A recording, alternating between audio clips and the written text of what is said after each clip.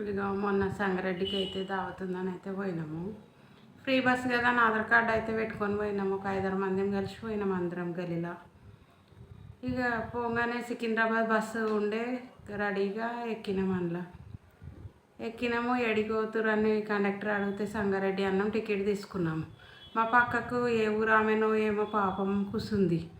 ఆమె ఎంత ఆత్రంతో వచ్చిందో ఏమో ఊరికెళ్ళి ఆమె ఆధార్ కార్డు మర్చింది. ఆమె మొగన్న ఆధార్ కార్డు పెట్టుకొని వచ్చింది.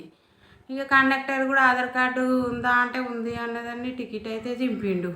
మళ్ళీ ఆయనకేం డౌట్ వచ్చిందో ఏమో అమ్మ ఇక్కడ నీ ఆధార్ కార్డు చూద్దామనేసరికి తీసిచ్చేసరికి ఏమున్నదా ఆ మొగంది ఉన్నది. ఏమమ్మా ఇట్లనే పెట్టుకొస్తావంటే అయ్యో సారు మర్చిపోయినా, ఇక ఏం చేయాలి ఆత్రంలో వచ్చినా నాదనుకొని పెట్టుకొని వచ్చినా అనబట్టి ఇక ఆయన ఒప్పుకుంటాడా. ఆమె పోయేదేమో సికింద్రాబాదు. ఇక తీయమ్మ పైసలు తీయ, ఇక టికెట్ అయితే కావాలి పైసలు అయితే కావాలి అని ఆ టికెట్ 0 ఉన్నది చింపేసిండు. 250 రూపాయలు తీసుకొని పాపం సికింద్రాబాద్ టికెట్ అయితే కొట్టిండు.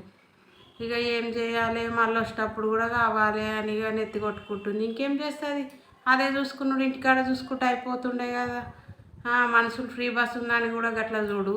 వాళ్ళకి తెలుస్తలేదు, ఇంటి వాళ్ళకి తెలుస్తలేదు ఆధార్ కార్డు.